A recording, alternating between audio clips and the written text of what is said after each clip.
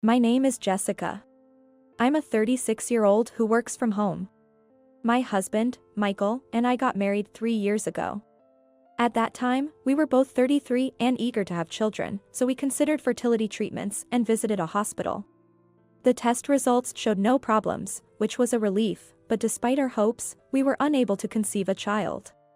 As we began to consider giving up, Michael said something unexpected. But my mom insists that we must have an heir. Feeling puzzled, I sighed at my husband's words. Michael is generally a good husband, but he has a bit of a mama's boy streak, always adhering strictly to whatever his mother says. I find my mother-in-law quite difficult to deal with. Michael, being the eldest son with a younger sister, is doted upon excessively by his mother, who is very much into the eldest son adoration. His sister didn't seem to like this and left home early. Michael's job involves frequent transfers, but when we got married, he was working near his parents' home. I was told there might be transfers in the future when we married, but I thought I'd be happy anywhere as long as I was with him. However, after renting a house near his parents, his mother started visiting often, especially on Michael's days off. She would drop by unannounced even when I was working from home, disrupting my work, criticizing how I fold laundry or clean the house. Frankly, it was quite a nuisance. And every time we met, she'd ask about grandchildren. Of course, you'll have a boy. We don't need a girl. Her presence was nothing but stress for me.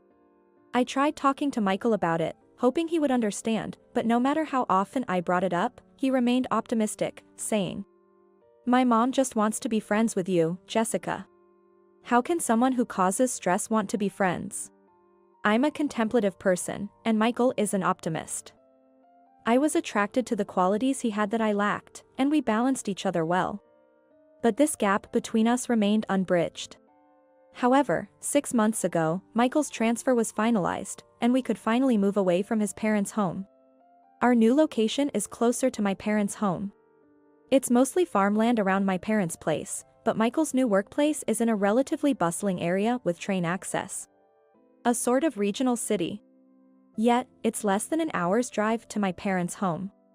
Moving relieved most of my stress, and I found my work and life to be much more comfortable.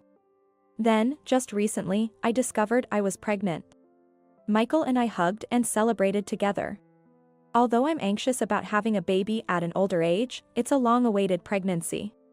When we reported the news to his parents, his mother's first reaction was, "It's a boy, right?"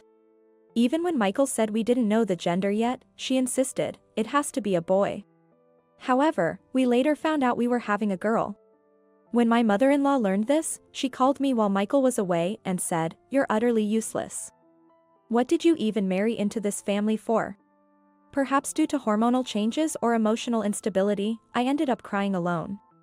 When Michael came home and I told him what happened, he yelled, "Are you saying it's my mother's fault?" And I cried even more. Nevertheless, he cared for my well-being and helped with the housework. He's a good husband, if only his mother weren't involved. So, I managed to give birth safely. I returned home a few days after giving birth. Michael came to pick me up from the hospital, and we drove back to our house. To my surprise, my mother-in-law was there. I didn't expect her to come to see her granddaughter, yet there she was. I had a bad feeling, but Michael naively said, "Mom came to help out." While Michael was in another room with our daughter, my mother-in-law brought out a cake from the fridge. A celebration for the birth. "You couldn't have eaten anything good in the hospital, could you?" And she continued. "This cake cost $350. She said, handing me the cake box. $350? I had never heard of such an expensive cake and couldn't help but exclaim aloud. My mother-in-law nodded and urged me to open it. I wondered what a $350 cake would look like. With excitement, I placed it on the table and opened the box. However, I was concerned by the smirk on my mother-in-law's face. When I opened the box, I found a cake that didn't seem worth $350 at all.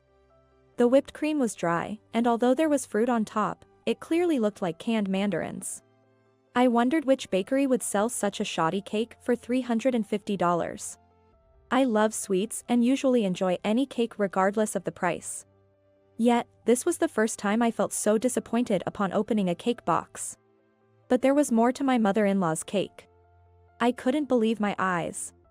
As I raised my gaze from the cake, there she was, smirking.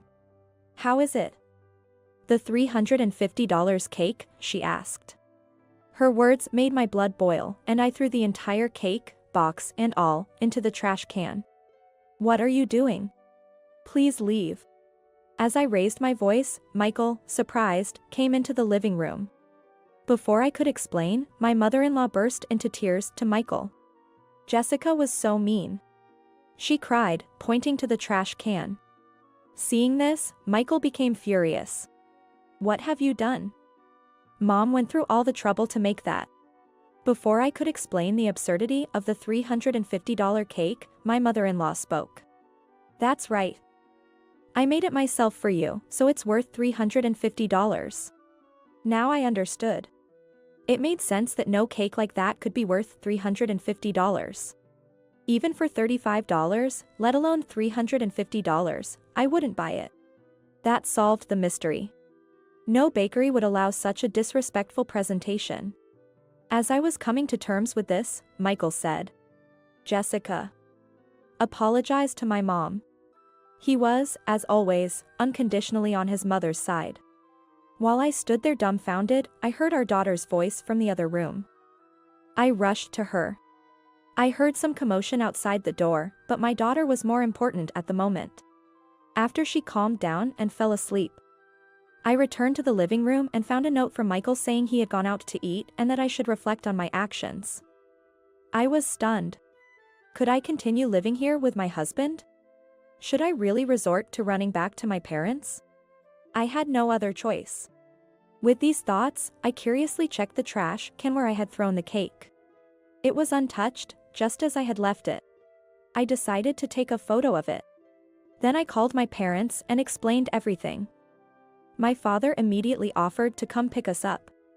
I felt sorry for my newborn daughter, having to move again. But it would be better for both of us than staying here. Michael, who was supposed to have gone out to eat, didn't return for a while, but my father arrived first. As my father was loading our things into his car, Michael and my mother-in-law finally returned. They were surprised to see my father, but Michael started to get angry when he saw him moving our luggage. "Where are you going? Running back to your parents? Can't handle things on your own at your age?" His words were harsher than usual. It seemed he had been drinking, his face was red and I could smell alcohol on him. Furious at his state, I exploded. "How could you go out drinking, leaving your wife and newborn daughter alone? Right now, I just can't stand being in the same space as you." So I decided to seek refuge at my parents' house. Then, my mother-in-law, who also reeked of alcohol, chimed in. "Oh, scary. Good riddance to such a terrible wife." Her every word was infuriating. "Yes, exactly. I'll take our daughter and go, just as you wish. Please enjoy your time alone with Michael."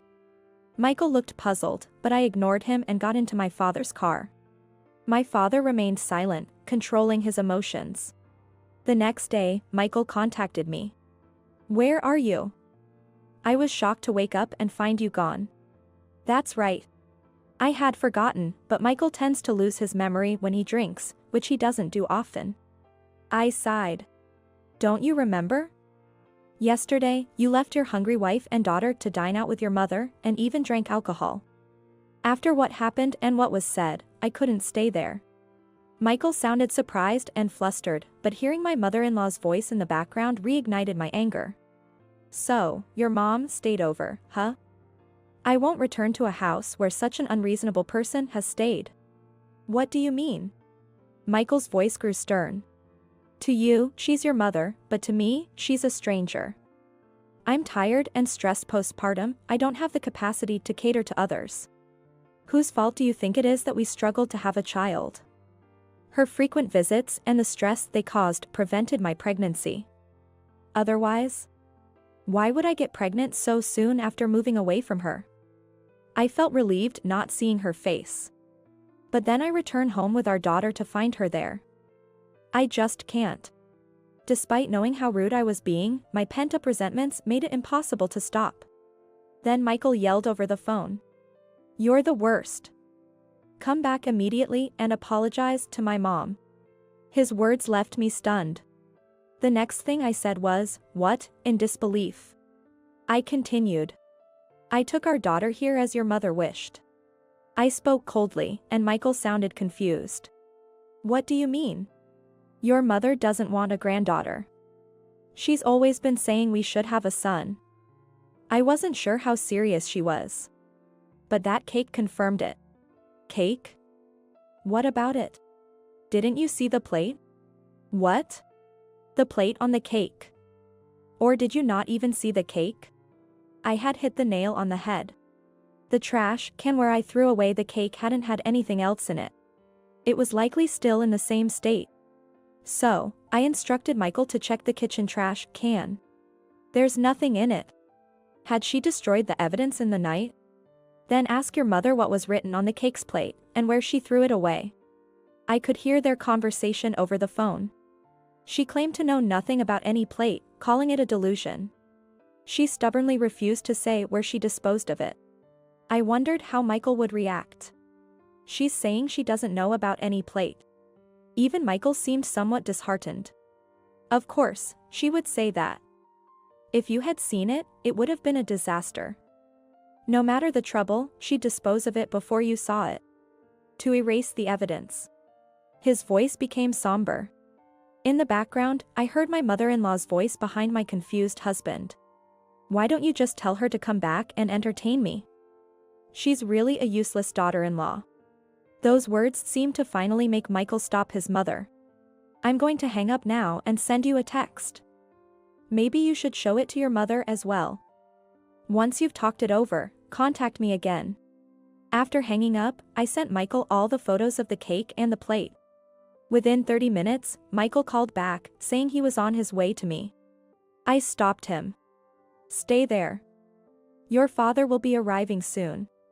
I hung up after saying just that. In fact, my father was so upset with Michael's behavior yesterday that he contacted my in-laws. He had reported everything to them. My father-in-law, unaware of the situation, apologized profusely and said he would talk to Michael. In the evening, Michael and his parents arrived at my parents' house. Upon arrival, Michael immediately apologized to me. I had no idea about all of this, not just now but even before. "I had no clue Mom was treating you like this, Jessica." Seeing his seemingly repentant demeanor, I realized I had become indifferent. "Do you think I didn't know is enough? I talked to you about these issues when we lived in the previous house. But you did nothing. Saying Mom just wants to be friends with you." Michael turned pale at my words. "Plus, you told me your mother demanded an heir. What's that about? Always following your mother's words. Choosing her over your wife. I guess I'm not needed, am I?" Michael clung to me with a pale face. "It's not like that, I'm really sorry, I didn't mean." "Then what did you mean?" He fell silent, looking down. "Apparently, you'll always choose your mother over your wife and daughter. A mama's boy and a mother who adores her eldest son. I should have realized sooner. Now I understand why your sister left home early." Michael tried to argue back as I sighed. "I'm not a mama's boy. I care about you too. Then can you cut ties with your mother forever?" He fell silent. I sighed, and my mother-in-law, who was brought by my father-in-law against her will, spoke up. "How can you say that? Michael and I are mother and son. We can't just cut ties." My father-in-law tried to calm her down, but she continued. "I never liked you in the first place. Michael should have married someone younger." "Really? Then I'll cut ties right now. I have the divorce papers ready. If we divorce, you and I will be strangers." Saying this, I saw Michael's face turn pale. "I want to cut ties immediately with someone who would make a cake and write such things on the plate. I showed everyone the photo of the plate with 'Take your daughter' and 'Leave' written on it." My father-in-law, who apparently hadn't been told the details, turned pale and scolded my mother-in-law. "Did you do the same thing to your own daughter that you did to your daughter-in-law?" I was shocked to hear that. It turned out my mother-in-law had once written, "We don't need a daughter" on her own daughter's birthday cake plate, leading to their estrangement.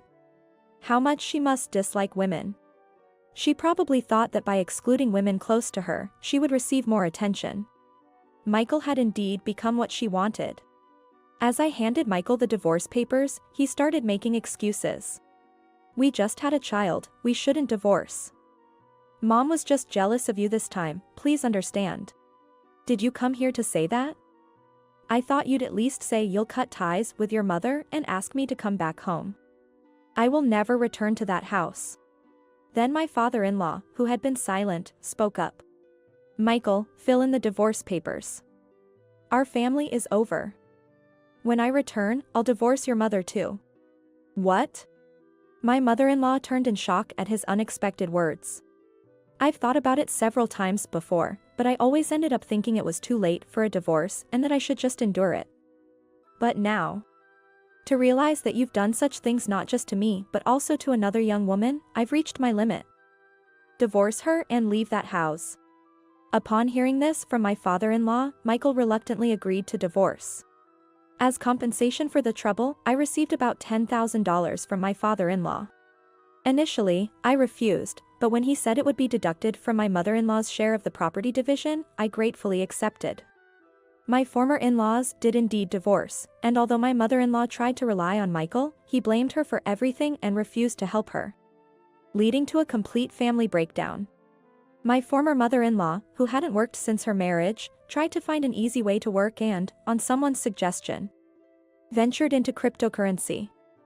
Unfortunately, she ended up losing all the money she received from the divorce settlement.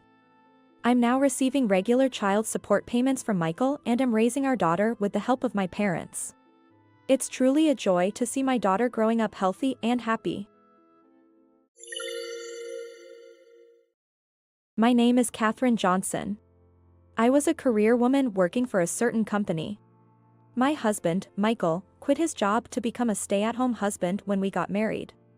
I had been with my current company since graduating from university. The decision for me to work and for Michael to manage the household was made due to his interests and our family situation. Michael was always good at cooking and doing housework, even when we were dating. Since becoming a stay-at-home husband, he fully utilized these skills. After the birth of our daughter, Sophie, he became even more proactive in parenting and household duties. Of course, I would also spend time with my daughter when I was home, but I came to realize that Michael's domestic skills far surpassed mine. Both Michael's and my parents understood the circumstances of our work and Michael's personality well, and they were supportive of his decision to become a stay-at-home husband. Both our families would often visit us at home, and after Sophie's birth, they frequently checked in on us, creating a very positive home environment. Hi, honey, you're back. Mommy, you're home. I was always greeted by our daughter, Sophie, and Michael, who prepared the warm meal for us. This comforting home was my motivation to keep pushing forward.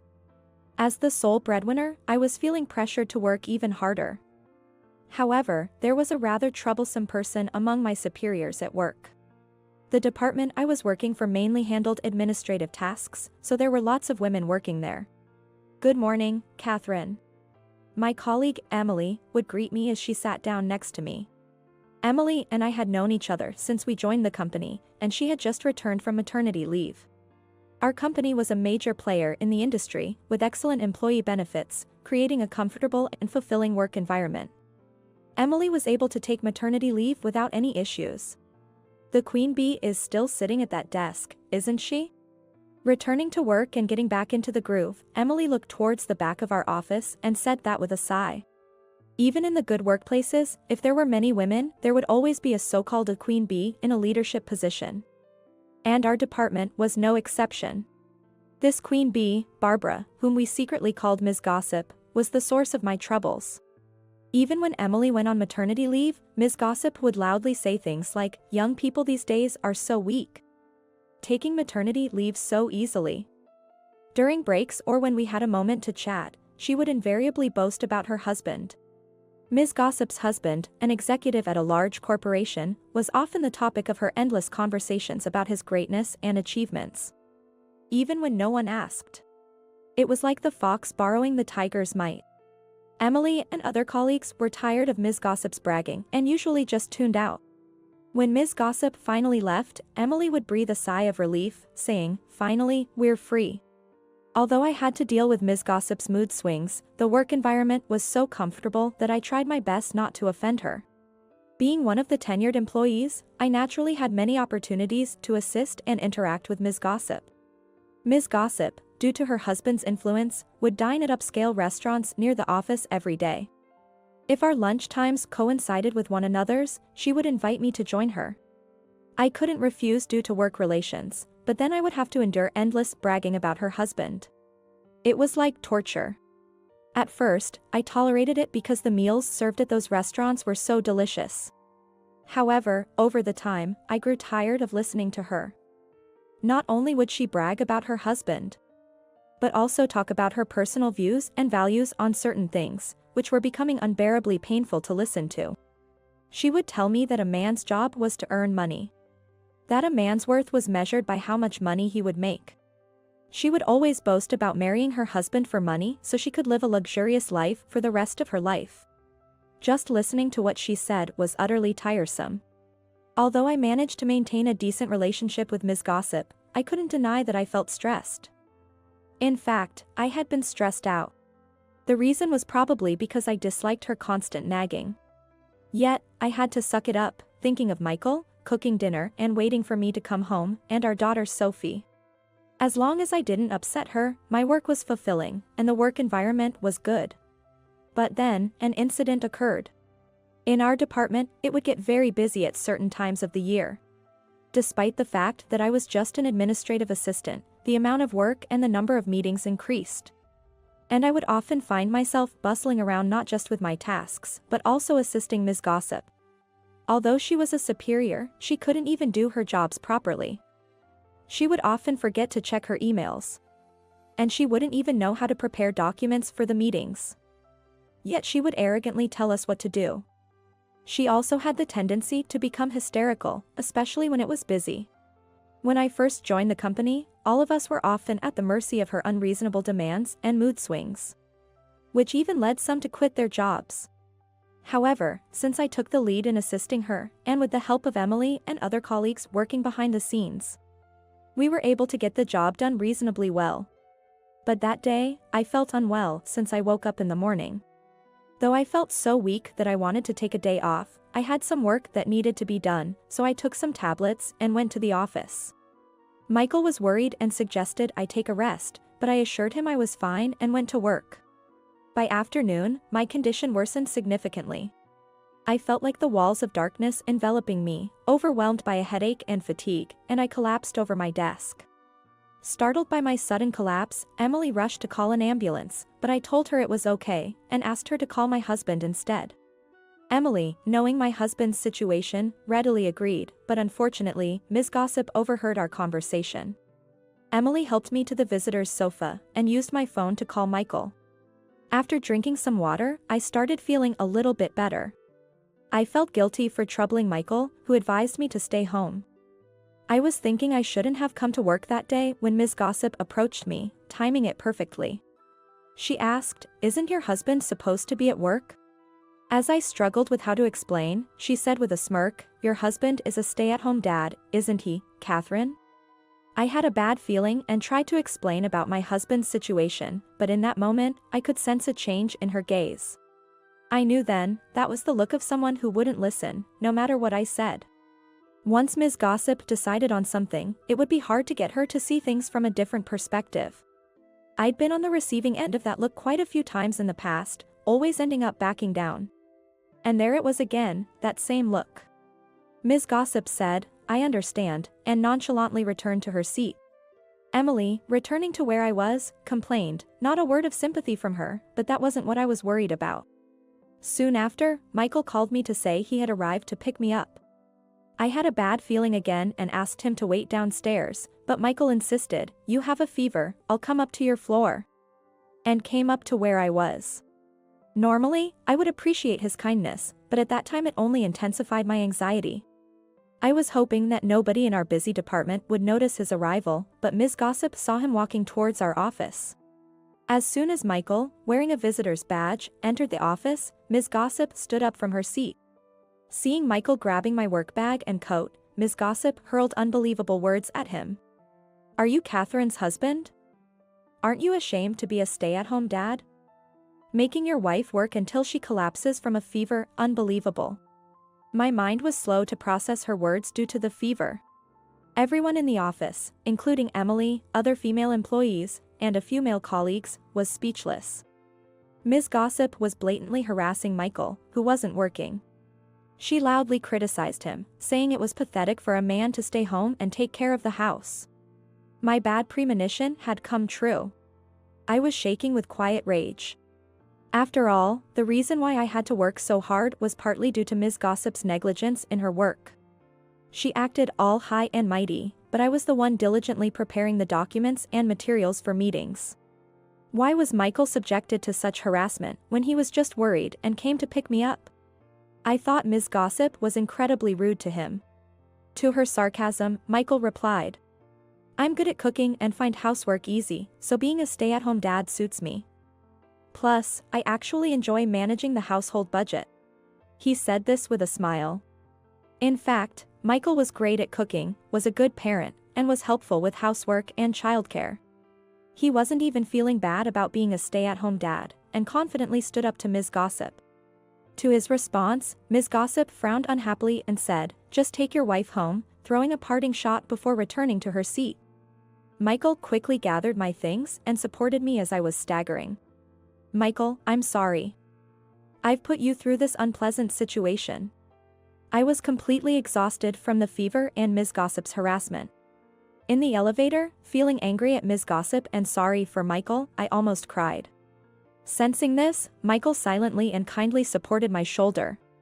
Soon after that, he took me to the hospital, and I was diagnosed with burnout. Lately, I've been doing Ms. Gossip's work along with my own, which probably led to this exhaustion. I told my boss, David, about my results from the hospital and was granted a few days of paid sick leave to rest. I wondered if it was really okay to take such a long break during our busy time of the year. However, after receiving messages from Emily saying, "Don't worry, just rest," I decided to rest for a few days. I was concerned that I hadn't heard anything from Ms. Gossip. But during the unexpected week off, I thoroughly enjoyed spending quality time with Michael and our daughter Sophie. Visiting Michael's parents, going to the park with Sophie, and shopping together as a family, I completely forgot the anger I had towards Ms. Gossip. Fully enjoyed the time off. A week later, I returned to work. I was checking on the backlog of tasks when Ms. Gossip suddenly invited me to dinner over the weekend. Apparently, her husband had secured a reservation at a newly opened popular upscale restaurant. She planned to take a few colleagues along, saying it was also to celebrate my recovery. "You should bring your husband along," Ms. Gossip suggested. Remembering how she treated Michael, I casually declined the suggestion. Ms. Gossip looked disappointed, like a little child who lost a toy, and reluctantly said, "All right then." At that moment, the anger I had forgotten started to resurface. She said she would let me know the name and the location of the restaurant on the day, and then return to her seat. Talking about it with Emily, we both agreed that Ms. Gossip probably wanted to surprise us and show us how amazing she was. When I told Michael about it at home, he didn't show any displeasure and encouraged me to go. I had mixed feelings. I was feeling happy that he didn't seem to be annoyed, but at the same time, I was disappointed that he wouldn't stop me from going. That week was the end of our busy season, and I spent every day clearing the piled-up work and assisting Ms. Gossip. Then, the weekend arrived, and it was the day we were going for dinner together. Without knowing the restaurant's name, all of us including Emily and myself were led by a triumphant Ms. Gossip out of the office. When we arrived at the restaurant, Emily and I were struck with disbelief. The other colleagues seemed surprised too, but for different reasons. Isn't it amazing? It's such a popular restaurant you won't be able to get a reservation easily. But my husband managed to get one. "Let's go inside," Ms. Gossip boasted, satisfied to see what she thought was my astonishment, and headed into the restaurant. The bewildered colleagues followed Ms. Gossip, and Emily and I, snapping out of our shock, followed last. The atmosphere of the restaurant was wonderful, and the service by the waiters was impeccable. Ms. Gossip had reserved a private room for us, and the course meals seemed pre-selected, as dishes were served the moment we sat down. Initially nervous, my colleagues began to relax, thoroughly enjoying the exquisite dinner. The food was delicious, and the service was excellent. But I was restless. Emily seemed to feel the same, occasionally glancing my way, but I deliberately said nothing. As the course meal was winding down, with only dessert and drinks left to be served. The conversation up to that point had been dominated by Ms. Gossip bragging about her husband. She kept saying how her husband managed to reserve such a fabulous restaurant. Every now and then, she demeaned my husband for being a stay-at-home dad. Her comments were harsh and cruel. Talking about husbands who reluctantly do housework, dependent on their wives. Suggesting that such men, being lazy and reliant on women, were probably cheating on their wives. She made such baseless accusations and snickered at me. Seeing her smug face, I felt anger boiling up inside me. Emily seemed to have reached her limit too, and we were about to leave early to avoid causing a scene when something unexpected happened. "Thank you very much for visiting our restaurant today," said the owner, Richard, in a suit appearing from the back of the restaurant. Ms. Gossip was dumbfounded when Richard came into the private room and asked, "Did our chef cause any inconvenience?" This left my colleagues, except Emily and me, in utter astonishment. Emily and I were surprised by Richard's appearance for a different reason. The reason I was antsy all evening was that I knew this place very well. In fact, I had been invited here before it even opened. The owner, Richard, who appeared from the back, was Michael's older brother. Emily, whose maiden name was Parker, now shared my surname, Johnson. Emily is Richard's wife and, consequently, the sister-in-law of Michael, who was the head chef of this upscale restaurant. Michael used to work as a chef at a very famous French restaurant. He and his brother decided to venture into the restaurant business, which was their long-held dream, and opened that restaurant with the money they had accumulated over the years. With Richard in charge of management and Michael responsible for cooking. I met Michael through Emily, who was going out with Richard at the time, and we eventually got married. I also had a positive family relationship with Emily, and when she gave birth, I helped her. Drawing on my own experiences from the time Sophie was born. Michael and Richard had already saved enough money to open a restaurant even before we married. But Michael wanted to refine his cooking techniques to his satisfaction. So, after our marriage, he left the French restaurant, where he was training, to become a full-time stay-at-home dad, focusing on perfecting his culinary skills. Finally, he was satisfied with his recipes, and the brothers opened the restaurant. Having supported them over the years, both Emily and I were invited to the restaurant pre-opening event, so we knew about this place very well. After opening, the restaurant quickly became famous, featured in magazines and TV shows, and turned into a well-sought-after restaurant with hard-to-get reservations. The reason why Richard, the owner and Emily's husband, came to our private room was simple. Ms. Gossip's loud voice had carried all the way to the owner's room. And Richard heard Michael's name was mentioned in the conversation. Richard didn't even know we were at the restaurant and seemed a bit surprised to see us when he entered the room. But his expression also held a quiet anger. Like the kind-hearted Michael, his brother was also a gentle person.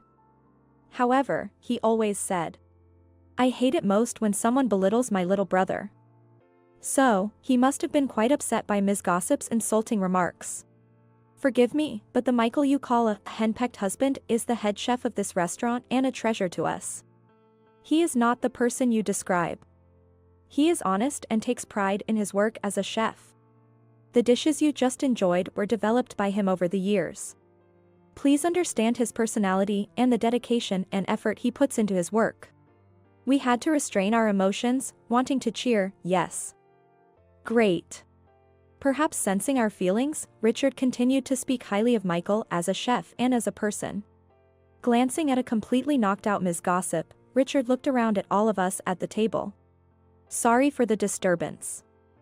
As an apology, please enjoy an additional dessert on the house," he said before leaving the room. As he exited, Richard caught our eyes and gave a slight smile before leaving. It felt like a complete victory. All of us, including Ms. Gossip with a red face, went silent after witnessing everything. Unable to bear the situation, Ms. Gossip quickly paid the bill and left the restaurant. The dessert served after she left was a popular shortcake, which Emily and I enjoyed very much. It was delicious. A few days later, with Michael working full-time as the head chef, I quit my job to become a full-time homemaker. I received words of gratitude and appreciation from my colleagues, and I still keep in touch with them, meeting for coffee in my free time. From what I hear from Emily, who took over my position at the company, Ms. Gossip's husband found out about that day's events. Moreover, he discovered she had been misusing his earnings, leading to him losing patience and divorcing her. Now, she claims she's married to her job, but without me as her assistant, her reputation at the company has plummeted. Well, it's a case of reaping what she sowed. I'm happy with my life, spending quality time with my beloved child. Once I find more time between parenting and housework, I plan to help out at Michael's restaurant,